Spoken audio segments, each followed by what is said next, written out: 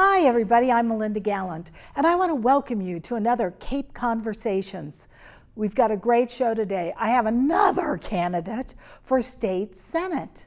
Oh, and he's a nice man, and he's a little bit on the younger side, which I think we need in our politics today. So come along, let's have another Cape Conversations.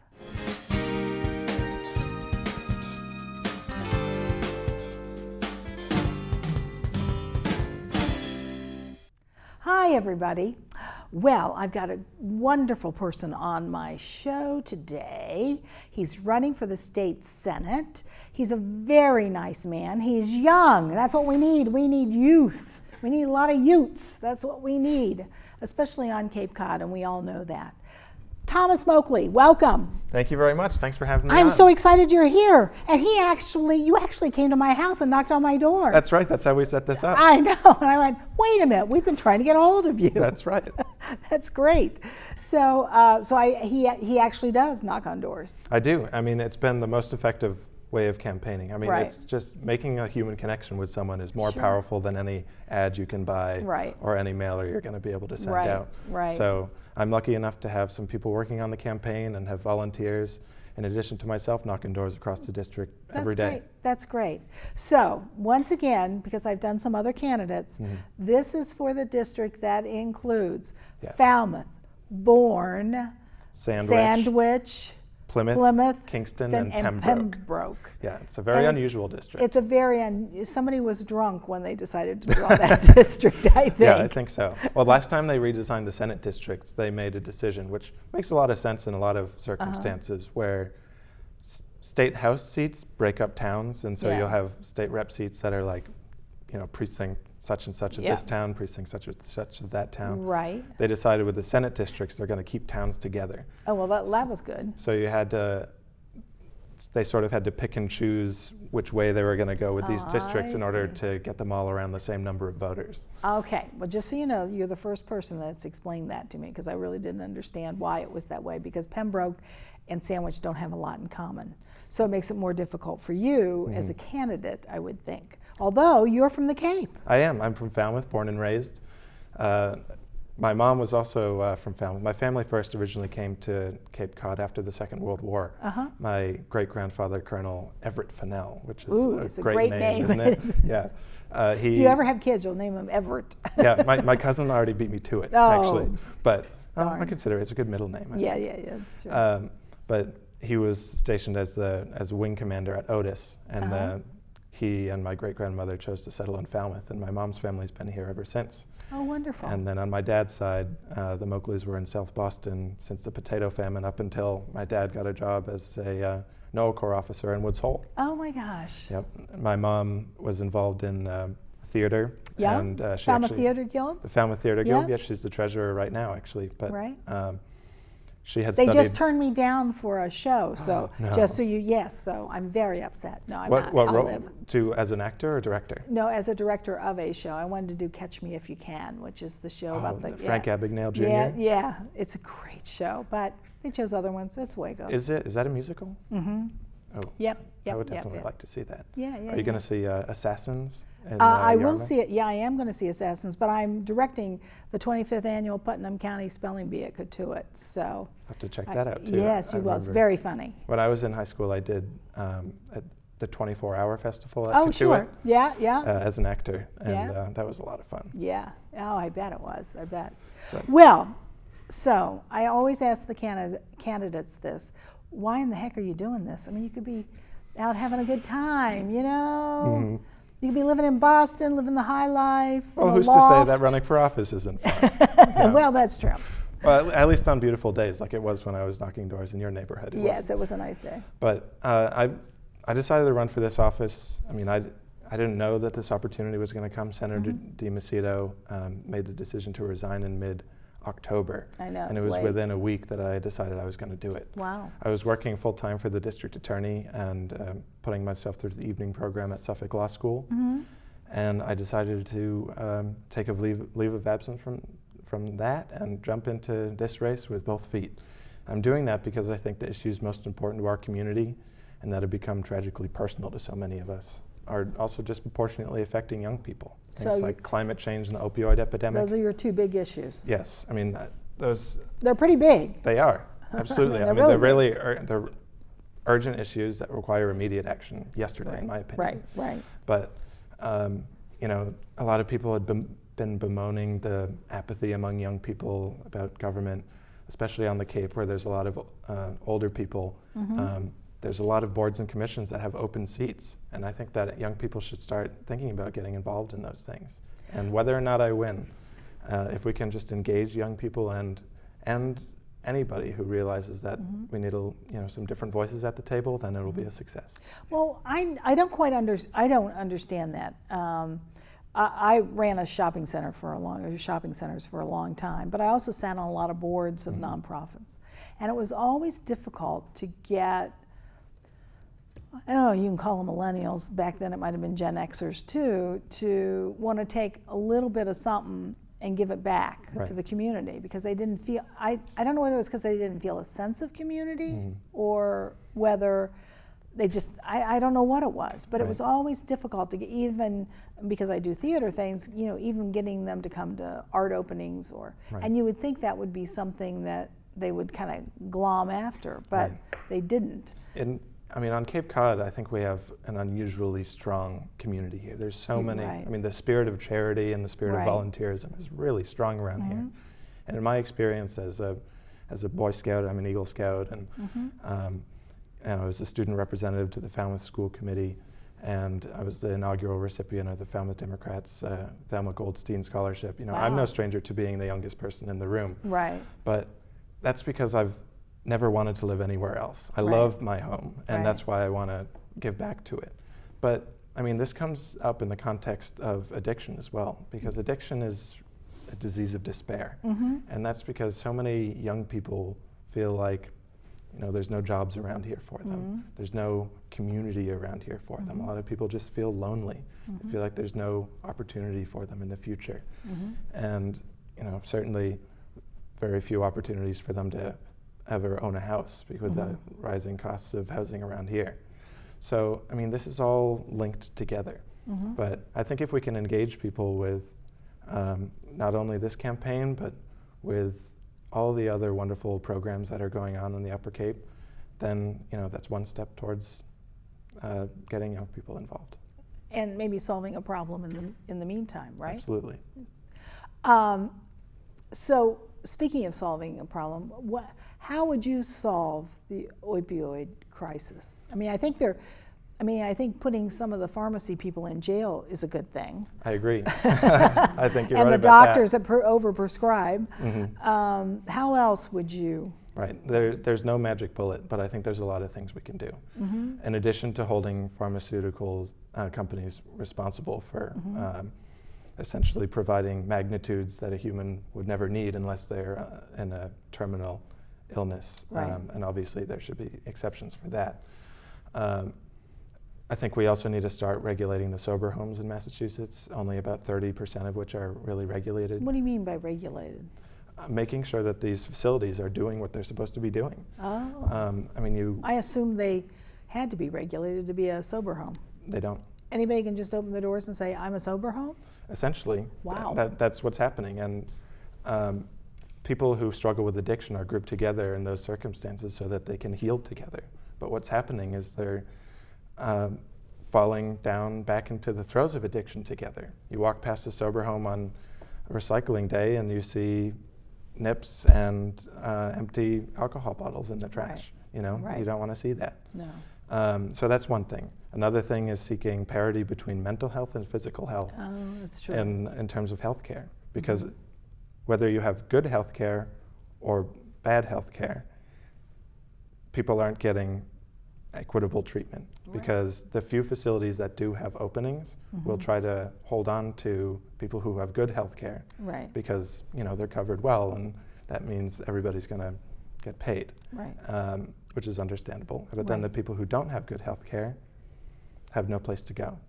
So, I mean, you cut your finger, you need to go to the emergency room. You feel like you're in the throes of addiction, or that one of your loved ones is in danger of anything like that. Where do you go? a lot of people don't know the answer to that, and even those who do might not be able to get in. Right. So I think we need to invest in community mental health clinics as well. Well, before we started, I told you, you talked about climate change, and I told you about how people in Sandwich, there's some people in Sandwich, we have to have a new boardwalk, or at least a redesigned, re-engineered boardwalk, so it doesn't wash away all the time or turn out like this, which is what happens, Right. you know, it lists one way or the other. And it's been here a long time. It's an iconic part of the community. It's just, you know, we just have to keep it. Right. So everybody, their hair caught on fire when they said it was going to be, they wanted to raise it 5 or 6 feet above the marsh. And then, well, you can't do that, it'll lose its charm.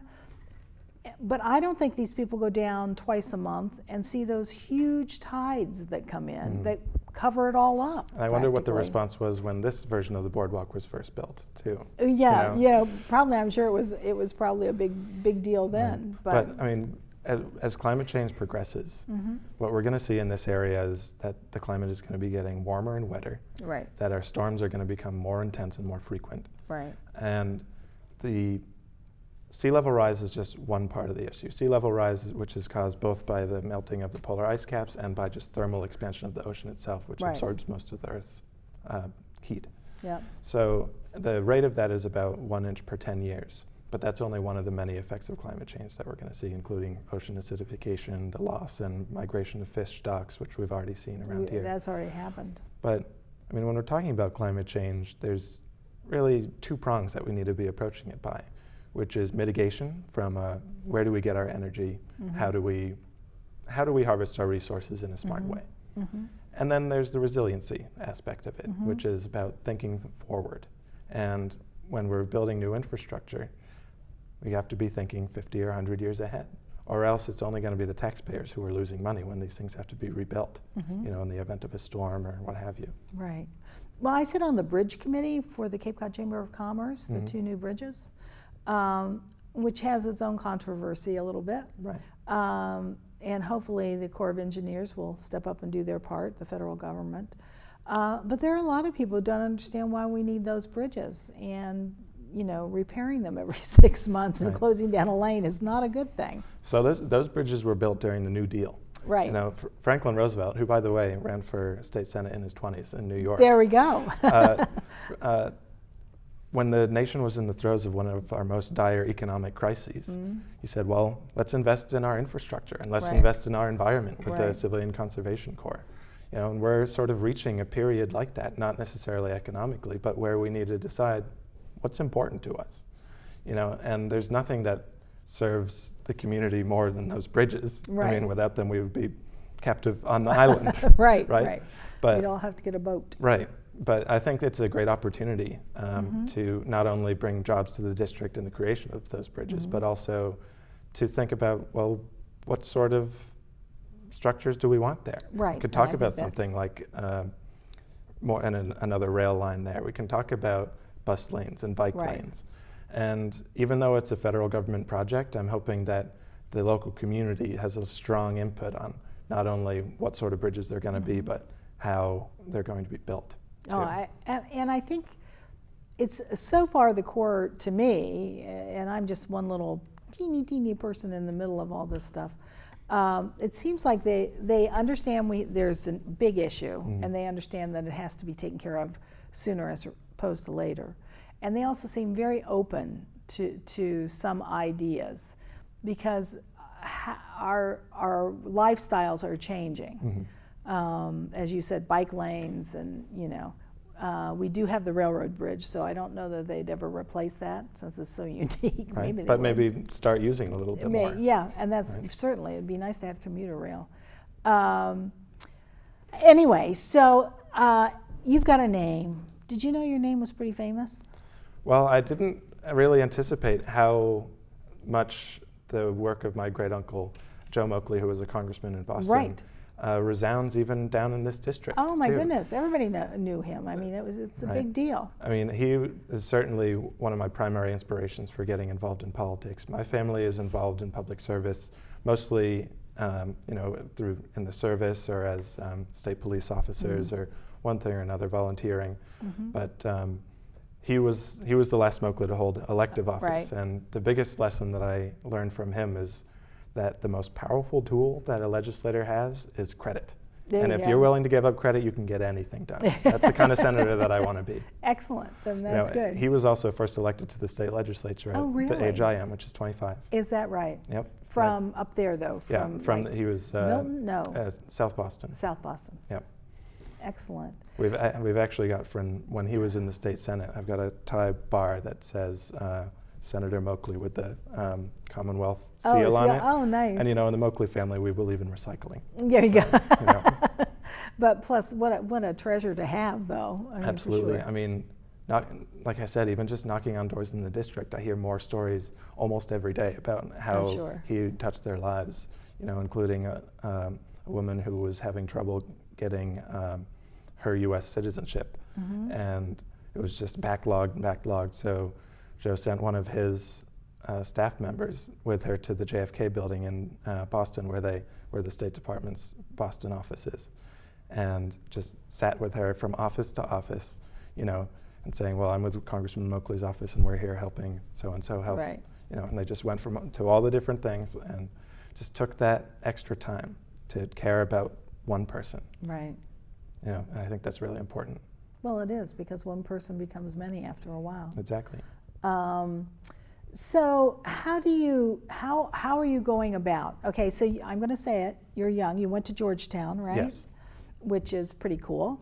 Yes, A I loved great, it down there. yeah, great school, and certainly in the thick of things with Washington nearby. Right. So how are you going to? How do you feel like when you first get into office? What's the first thing you're going to do? The first thing I'm going to do, I think I'll probably sign on to the climate change bill that the Senate just put forward. I think it's a fantastic start to all the changes we have to make. I'm going to sign on to the Roe Act. I'm going to essentially make sure that my constituents know that my door is open and that it doesn't matter how you voted or anything like that, that I'm here to help you.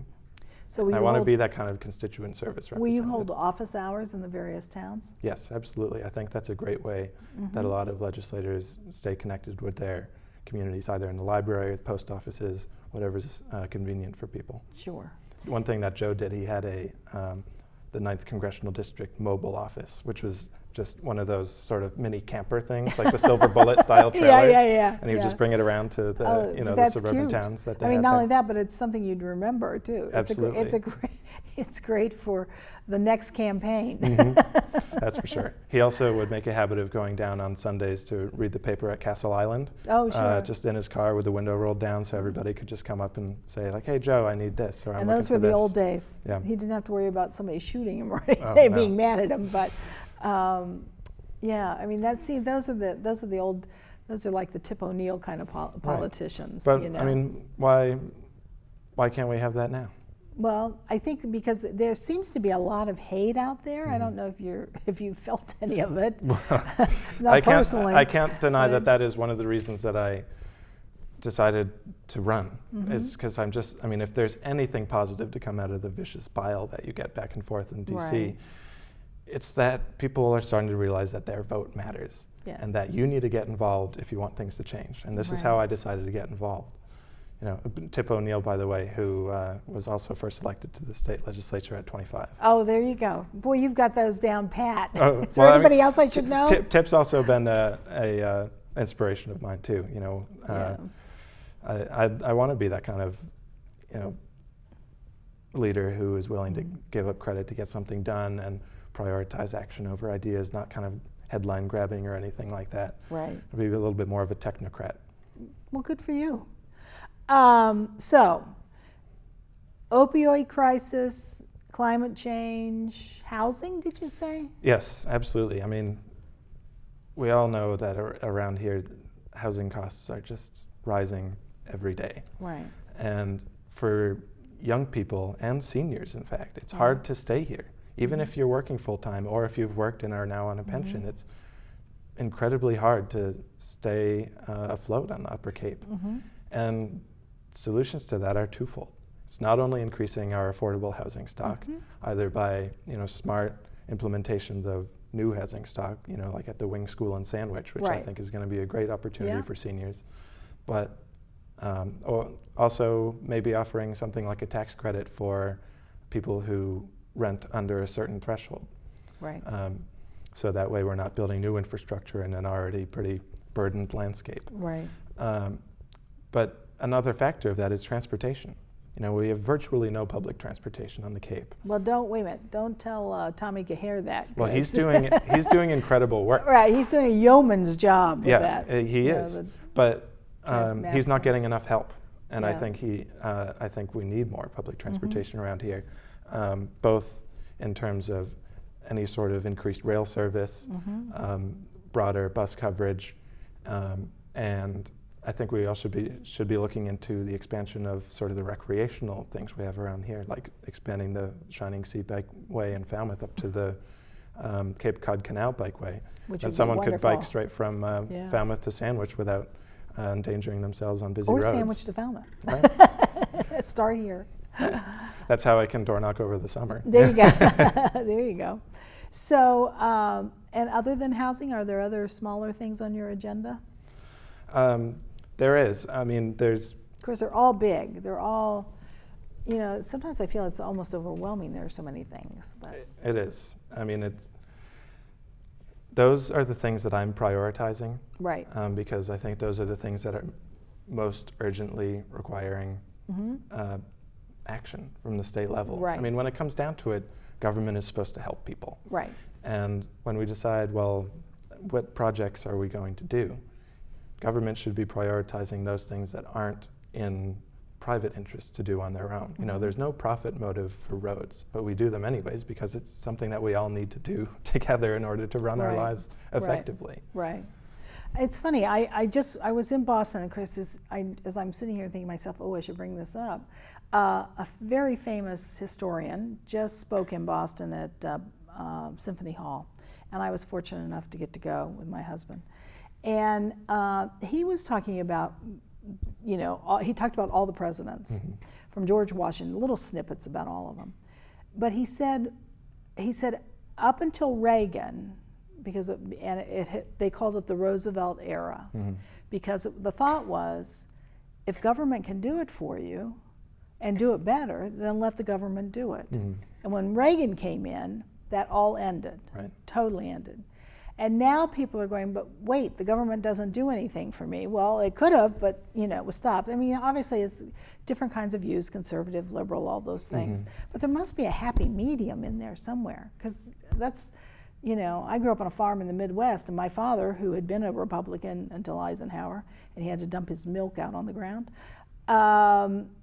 became a Democrat. And he said, if government can do it for you better, then let them help you do it. Right.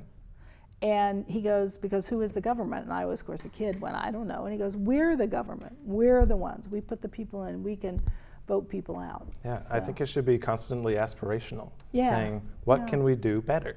Right. Because the reason that political concepts are discussed in terms of issues are because those are the problems that people are facing. Right. And what we're trying to do, whether you're Republican or Democrat or neither, is say, well, how are we best going to address that problem? But I think if government is not always looking forward, then it's not doing its job. There was something that they described the imperial presidency, and that the presidency is like a glove, where it always expands to fit the hand that's wearing it, but it never quite shrinks back to the size that it was before. And we're seeing that a lot now, where the president can roll back a lot of the things that the previous president did, which he's done. Right. So, I mean, that's a factor of us not taking advantage of the system that we have in place. Well, checks and balances. Exactly. So the sort of bottom-up approach to government is what has always worked best. Right. What is affecting the community, and how can we employ a community-oriented response to it? And the state needs to be enabling that, and the federal government even more. But of course, we're not seeing that nowadays. No, we're not. So, You live in Falmouth. You're running, what's this district called? I always forget. This is the Plymouth and Barnstable district. Plymouth and Barnstable named district. after the counties that the towns Those are in. Okay. Which covers Falmouth, Bourne, Sandwich, Plymouth, Yep. Kingston, Yep. and Plimpton. Pembroke. Oh, Pembroke, not Plimpton. All right, Plimpton's on the other five out side. of 6, that's great. Yeah, well, what can I tell you? I still think it's weird. But they didn't ask me, so I guess it's okay. Well, if you had one last parting thought, what would you like to leave people with? Because, you know, Sandwich, I mean, we're fortunate, we're picked up in a lot of communities on the Cape and off Cape. However, that said, we have a lot of older viewers, you know, the ones who can't sleep at 2 o'clock in the morning. So what would you want to say to them? I think one of the things that is making people have trouble sleeping, it certainly is for me, is just how divided we seem to be. So I think my parting thought would just be that there is reason to be optimistic about the future, and you should be optimistic about the future. There's no better day to be born in the United States than today. Right. And tomorrow will be even better. Right. And that's because of the innovation that we see in technology and science and medicine and business. My job and the job of everybody in public service is to make sure that government catches up. So that's what I'm working on. If anybody wants to learn more about me, you can find out more at thomasmoakley.com. That's Moakley. As in Joe Moakley. Right, but also Thomas Moakley. And also now Thomas Moakley, Right. That's right. Well, you've got a great last name, there's no doubt about it. I wish you the best. Thank you, and thanks for making the time for me today. You're a nice man, and as I said, you do knock on doors, because you knocked on mine. Yes. So it was great talking with you. Thank you very so much. Thomas Moakley, what a great man. Oh my goodness, he's very smart. Went to Georgetown. He's young. He's very energetic, and I think might be a good fit for state senate. But who knows? That'll be up to you. In any case, I want to thank you for joining me today, and I'll catch you next time on another Cape Conversation.